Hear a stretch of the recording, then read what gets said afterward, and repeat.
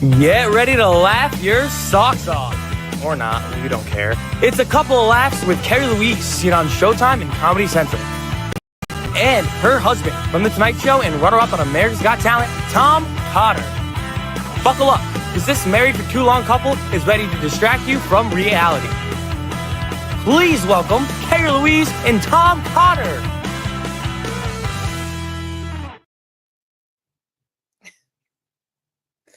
Oh my God. Since when did you become a prop act, Tom? Honey, my comedy knows no bounds, okay? I do it all. I do comedy team, I do ventriloquism, I do song parodies. Name parody. Yeah. Do it all. There's no stopping you. No stopping me, hon. And I married that. Ugh. Yeah. Yeah, you're stuck with me till death do us part, honey, which could be soon if my gun gets back from the gun shop. We have an awesome show tonight. Yes, we do. We have a guest. We have two guests, not one. Two, and they are a married couple as well, and they're a married couple comedy. They both do comedy. So this is a couple of laughs times two. This is like a couple of laughs squared. It's a quadruple laugh is what it is. That's what it is. I mean, we could name this. We could be here for days renaming the show for today. Yes. Because we're going to introduce them. Well, how we're going to introduce them? We have to introduce our producer as well, like we always do. Let's do that because we produced him. He is the fruit of our dirty loins, everybody. Please welcome Harrison Cotter. Hello, everybody. Oh, Dad. There he is. Harry, you look tan. Why do you look tan? I was just about to say, I just got back from where you are lucky to still be. Aruba, and that is also where our two special guests are staying. And I had a great trip. It was amazing. And I'm so excited to have them here today. It was great to see them perform in Aruba, and I'm lucky enough to have them come back on our show. So without further ado, you might recognize his voice from Netflix hit animated series F is for Family, and his wife. You might seen her on Fox or Sirius XM Radio. Please welcome Al Ducharme and Bernadette Pauly. Wow.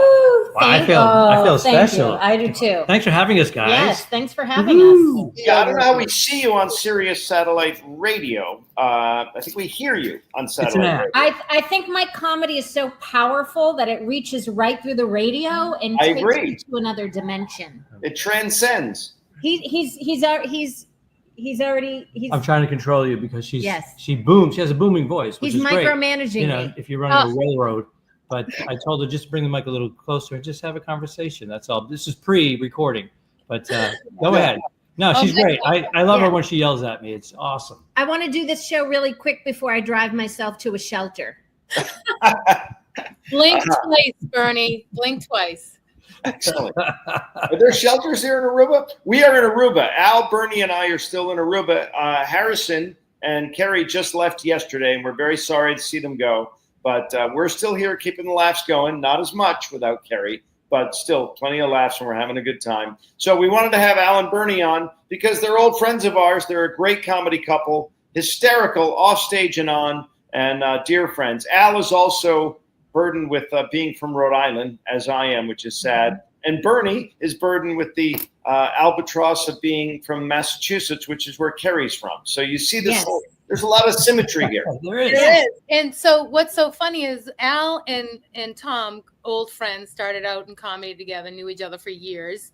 And then I came along and met both of you guys. I didn't meet Bernie till a couple years later when we moved to New York, and she was in my acting class. And I'm like, who is that blonde bombshell who can act her ass off? I need to know her.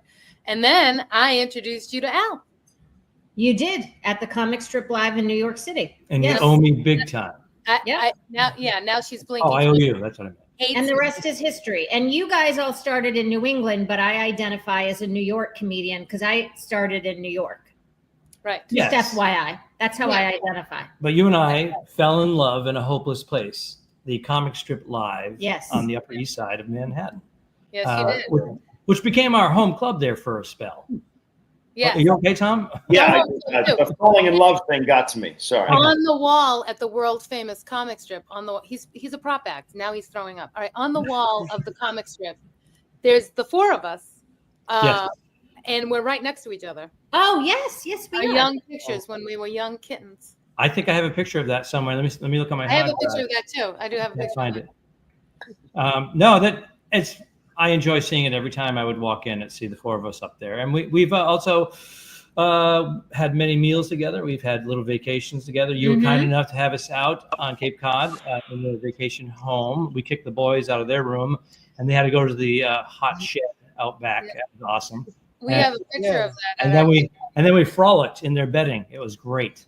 Oh, look at that! There's Justin McKinney along with Brady, your pet. Oh, so cute. The $9,000 dog that has fleas, and And that's Bernie. and Bernie, I believe, Bernie's wearing curtains from I am. It's just turned into an Jen. 1967 Airstream. Yeah, I think we look really good. We all rolled out of bed and took that picture. Not too bad. Not too bad at all. Yeah, that was a fun time. Yep. And we're looking forward to more of those times. We just haven't received our invite yet. Yeah, well, there's a pesky thing called a restraining order. We're going to work around that somehow. That's only 90 days, buddy. That's expired. Yeah, whatever. So anyway, honored to have you guys on. We've only had a couple of guests, so you guys, we would have had you sooner, but you were on another. Fourth time having a guest, and technically you are fourth and fifth guest. So feel honored. And, Top 10. Top 10. There's nothing wrong with that. Definitely. I think we tried. Me and my mom wanted to get you guys on here sooner, but anyway. I said no, right? Didn't I say no? I said. Yeah, my dad was really against it. He actually threw a fit. It was crazy. Yeah. He does. He throws up and throws fits on cue. Yeah. Kerri, I remember when these kids were little peanuts and you carried them when they were born, the twins, and now he's full grown and you're exploiting him. This is child labor. He's producing for you. Yes. Can I back that up a little bit? Sure. Because you and I were dating, and these two were married, and they said, "We have something to show you," and they invited us up to their 5th floor walk up in New York City. Oh, I almost had a heart attack on the way up. And they had some champagne, I believe it was champagne, and you had a big yellow envelope, and you pulled it out and you showed your sonogram of your twin boys in your belly. And I flipped out. Because I knew that my friendship would be ending with Tom. Yeah. And it allowed me to breathe in captivity, which is never good. But it didn't fully end there. You guys still were very close friends, close enough that you were uncle status, Al. I used to call Uncle Al all the time. Uncle status. And, still Uncle Al. I enjoy the status. And Harry, blink twice if he was not the creepy uncle. No. I was Spider-Man. Your mother rented a Spider-Man outfit. I forgot. And made me wear it, and it was very uncomfortable because it was very tight in the crotch area, and I felt very vulnerable. And I had to be Spider-Man. I don't know, what was it? Their 5th birthday? Their 5th birthday. We had just moved, we had just moved here, so it was their 5th birthday, and I couldn't afford a real Spider-Man because they were so expensive. So I said, "Hey, I'll just buy a costume. Tell Al to wear." And I think I bought it like a little size smaller than you. Yeah, it was a petite in the crotch area. The crotch area, and I said, "Will you do it?" I filled it out nicely though. And you did it for a 6-pack of beer. That's it. I think that's what it was. He'll do anything for a 6-pack of beer. That is true. Say anything. That's why you've been friends with my husband for so long. Yeah. That lycra costume was so snug that I learned just that day that I was indeed circumcised. It was quite a look and not appropriate around small children. But not at all. We would be talking about your birthday, your 50-year-old birthday party like this years from now. And then he had silly string. Can I just tell you about the silly string? He had silly string. And I remember that. Came from the roof and he sprayed it from the top of the steps. And all the kids were looking. And we had a brand new chandelier because we had just moved. a brand new chandelier. Sounds nice, but we got it at Home Depot. And the silly string got stuck in the chandelier. There is still yellow and pink silly string still in the chandelier. I remember because you were like, you wanted to get that chandelier up before the party, and it was like a big thing. And you have this like 20-foot ceiling when you walk through. It's a grand entrance, and it was up there. And I know it was a big thing to have it installed and all that. And then Ducharme comes over as Spider-Man and sprays it with silly string, which is still dangling from there. Oh, yes. It's still there. Mission accomplished. Oh, And he still wears that outfit around West Hollywood when he's go-go dancing on bars. Hey, it's my side hustle. Gotta make a lot. Enjoy the extra. I do. Well, Absolutely. I do. Everybody has to have a side hustle. So when we have guests on, we talk about cancel culture. We ask maybe a few questions about that. Would you be willing to talk about that? Let's cancel. Let's just cancel. Yeah, we're canceling right now. We are. Yes, let's go. Let's do it. I mean, it's all All right. I got cut off by myself. That's crazy. This is Harry's segment. It's only one little question. This show is a safe place. You talk about whatever you want, but I do just have one question. What are your thoughts on cancel culture? And is it? I like Puerto Ricans. And have you ever, either of you, ever had an experience where you've been ridiculed or canceled online, offline, after a show, anything of the sort? I personally, you want to go first? You want me to do it? What do you want to do? Sure, I don't care. I've had people that are overreacted to certain things. I think when the Ukraine war broke out, I made a joke. It was harmless, ambiguous, but because I mentioned Ukraine, people came out and told me to take it down or whatnot. I was like, yeah. But the whole cancel culture thing really didn't affect me, but I heard so much about it, and I've seen other people get canceled that I didn't think was justified. So, and it was a big thing how it's going to hurt stand-up comedy, and stand-up comedy is going to die. And I think it just made it stronger, to be honest with you, in hindsight. But there was a time where I was, I drank the Kool-Aid. I'm like, yeah, man, they're attacking us. It's going to, you need us. You need humor. But that was short-lived. And now it's, personally for me, I don't see it being that much of an issue. It was pent-up frustration, and people wanted to laugh more. And comedy clubs are full, People want stand-up comedy. And now I think comics are, Let's go to commercial. If you tell a comic not to say something, we actually do. We do it more, and we joke about it more. Yeah. And so now we're like, we should thank the cancel culture, because they've just given us 15 minutes worth of material. True, that is true. Yeah, it's fueled the fire. Absolutely. Last night here in Aruba, Ray Ellen, Aruba Ray, had an influencer, someone who does kind of critiques of nightlife in the audience. So he was kind of nervous, and before the show, he said, "Don't be Steve Bannon tonight," which was his way of saying, "Don't say anything hard to the right tonight, because this person's in the crowd." As soon as he said it, it was in my head. I'm like, I can't get rid of this now. That's and of hilarious. course, I said some stupid stuff. So to your earlier point, Al, yeah, once they say it, once it's in your head, you're like, oh God. Bernie, have you ever dealt with cancel culture or been canceled? Can I give you two very fast, I'll try to make them fast examples. Oh, don't rush, please. 10 or 15 years ago, Al was doing a college, so I went to open up for him. No pun intended. During and well, that Tom and I were all ready to jump in. A college. The woman who hired us for the college, he has a very funny bit about smelling candles, making fun of me. Yes. And the woman called his agent ahead of time, and she said, "Can you have him not do that bit? It's offensive."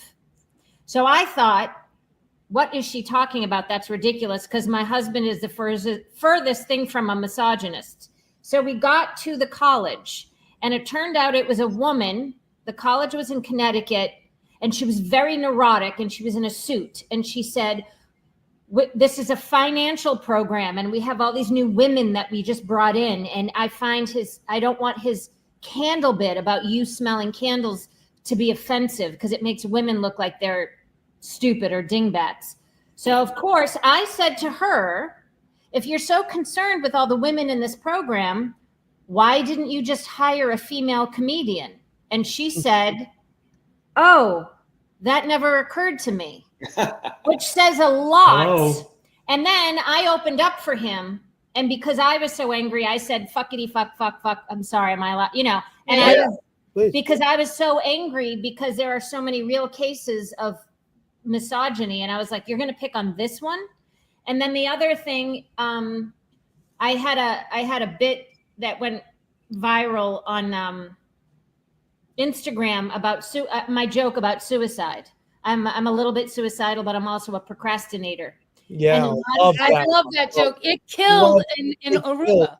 Oh, Yeah, and I got look at me. I'm like, yeah, but I've gotten a lot of great feedback, and so many people, and people for a while came out to see me, and young people, and I had two different people really admonish me, a young girl online, and say, "How dare you? That's nothing," and she was very mean, and I said, "How dare you?" Nobody, anyone who understands that joke.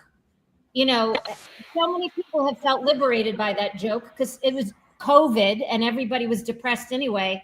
And it was more about her putting herself in a place of superiority and patting her. It had nothing to do with caring about people who were suicidal. And that's why I went crazy, because I tend to feel that a lot of people that are the woke police, I don't like to use the term woke, but a lot of them, it's a cover up for their own racism, sexism, and classism. Like they're projecting onto other people, in my opinion.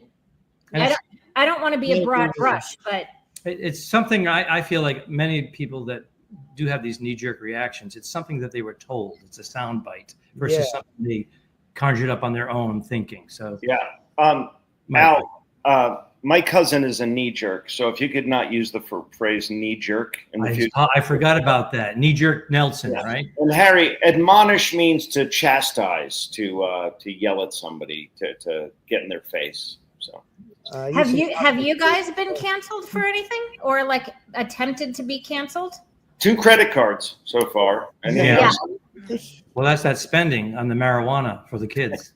Like anytime I get off stage and someone says something or someone was about to walk out, they weren't really listening to the joke fully. They hear, like Al said, they hear one word, trigger word. they just go a trigger word, and they're up and not actually listening to the joke. Hence, a story years ago. I'm sorry, let me jump in. Go ahead. It was a college show. This is just in the beginning of the PC culture. It was someone was talking on stage about they had a relative or a sister that was a lesbian, and because he said the word lesbian, they got up and they walked out in a group like ducks following one another, because it was a positive story about how proud he was of his lesbian sister. But because he brought up the word lesbian, there was like a boycott. Ridiculous. Yeah, the only appropriate response to the word lesbian is an erection. So I just don't know why people get so uptight. Well, I mean, I thought you guys had great answers, and we can switch it up a little bit at the end of the show, because I mean, that's not really a funny topic, but I'm glad to get your opinions on it. And growing up as a son of 2 comedians, I obviously got a sense of what it's like for comedy couples, but for you two, how do you guys make it work? What are your favorite parts? What are your least favorite parts? We got divorced 10 years ago, Harry, and now we get along just great. Not officially divorced, but yeah. There was a point. She said, we were divorced. You do it in your act. Yeah. We were divorced about 1.5 years. Yeah. And Tom, I just didn't let him know. Yeah. Tom and I want to get a divorce, but we can't afford it. The funny thing is, we are at that age now where I have like 10 friends that want a divorce, but they're like, it's my house, so we'll just stay together till we die. Like, a marriage of convenience. Yes, that's very LA. To answer your question in a roundabout way, we have a situation where we are comedians and we're together 24/7 for a week, 2 weeks, a month, and then we're apart for the same amount of time. So for us, it's a nice balance. We travel well together. We argue just like any other couple. It's short-lived for the most part. We're able to apologize, make fun of one another for how ridiculous we were in the heat of the moment. And we bring it up later, and we laugh about it. It's it's a good balance. It's not for everybody. The lifestyle of the travel, being away for long periods of time and then being together, but it works for us. Yeah. The other end of it too, if you're traveling and being on the cruise and all this stuff, like she knows what it's like to be on a cruise. She knows that it's not all glorious. Whereas if she was just a normal person, she civilian, as we call them, that can be hard too to understand. Like, why is my husband always away? And that can be, not easy to understand. So it takes that could be the other end, that marriage might not last that way. If I'm not mistaken, you said, Al, before before we did the show a couple of days ago, you said you hadn't seen Bernie in literally like 5 weeks or something until this recent rendezvous. So absence makes the heart grow fonder. And the penis grow larger. Yeah. Oh, and that? There's a child on the screen. Yeah. He's not a child. He's an adult now. Yeah, we're not going to do it. We're not going to let it go that long again, though. We decided. Well, we'll see. I remember one time Tom came home. It was like 12, 14 days. He came home. The kids were young, and I was exhausted. I remember coming downstairs with a bunch of laundry in my hands, and he came home, and he had his luggage, and we both looked at each other and I just was like, never again. You cannot leave for that long anymore. Yeah. And it's not because I missed him and I wanted, wanted to have sex. You were taxed. Yes. Juggling 3 boys. I think, Mom, this might be our 20th episode now, and every single one, either you or Dad have put the image of you two making love in my mind. Oh my God. Al, is it like this? Is that what We didn't do, at least Al did that. We didn't do that. Oh, there you go. We lost Harry. Harry's calling a therapist right now. He's on speed dial. No, we can't afford it. All right, we've gone on too long, honey. We did it again. We went too long, and these guys have a show to do. Can you tell us where we can find where our fans can be your fans now, and vice versa? I'll jump in first. Stand Up Al is my handle, and you can find that on most of social media. Stand Up Al and Al Ducharme Comedy. That will get you there. Bernie. At the Bernadette Polly on Instagram. My TikTok was commandeered. I'm not running it. So yeah, just follow me on Instagram or just send me money. Yeah. Send me money. And they're going to be in Aruba for the rest of this week, right? Yeah, through March 7th, anyways, performing. Yeah, that's awesome. So we'll be in Arizona in March at the Stir Crazy Comedy Club. Now, a lot of our people are New Englanders, and you guys usually make a pilgrimage, a Mecca, back to kind of the New England area during the summer. Will you be doing that this summer? Probably. Okay. We'll be together or separately. Yeah, sometimes we're at Laugh Boston or Giggles, just north in Saugus. Yeah. You guys are all familiar with these places. You have to come visit us when you are. Yeah. You guys, I was being selfish and hoping that we could rendezvous with you guys on the Cape again or somewhere. We always enjoy our times out there, and if we can make it happen, even better. We'll make an effort. We gotta show some more pictures real quick. Remember? Look at that! Look at those 2 beauties right there. Atlantic City. Bernie? Yes. That was a couple years ago. Yes. Right. And Al was there. We let him come in. I was there. And talk. Look at I got the Conan O'Brien hairdo. Look at that. You do. Look at you, little cute young one. And this weekend, Tom and I are working together. Where are we this weekend? Did we already do this? No, we didn't. We are at the Scioto Country Club. I believe that's how you pronounce it. It's in Upper Arlington, Ohio, which is right outside of Columbus. And I don't know if it's a public show, so I don't even know why we're promoting it. Yeah, it might be just for the members. It might be member guest or glom on to somebody who's a member and come out to the show. And that's booked by our dear friend Stephen Scott, by the way. All right. Scientology members. Yeah. Right? Yeah. Okay. Yeah, those people. Making sure. All right, now you guys have a show to do. We're going to let you guys escape. Thank you very much for your time. That's charm, everybody. Thank you, guys. Thank you, guys. So bye, guys. Better than those two. Mwah. All right, and Harry is he going to come back? Is he going to come back? I don't doubt it. I don't blame him. If I don't want to come back. I was going to let you guys say goodnight right now. Ew. Okay. All right, buddy. Sorry. All right. So anyway, that was our show. Again, Al and I go back 40 years, and Bernie and Kerri almost the same. They are dear friends of ours. If you ever get a chance to see them in the New England area or anywhere, please go see them and thank me later. You'll love their attitude. It was so funny. I got a chance to work with them. It was me. It was Bernadette, Al, then me. I had to follow both of those powerhouses, and then you had to follow me and all of them after that. It was a powerhouse show the other night. That's what this is. Poor, Ray makes me go on at the end after all you guys powerhouse through it. It's brutal. All right, so anyway, check them out. They're great. Check out my lovely bride wherever she's in town. And we've gone on too long again. We apologize for long-winded when we have our friends on here. But that's it for us. Say goodnight, Kerri. Good night, Kerri. Well, folks, that's a wrap. Remember, life is like a comedy show. Sometimes you bomb, sometimes you shine. But you always blame your spouse on how they deliver the punchline. If you need to get in touch with us, email us at info.coupleoflaughs@gmail.com. Thanks for tuning in. Keep laughing, because you never know. That could save your marriage. Good night. See you next time.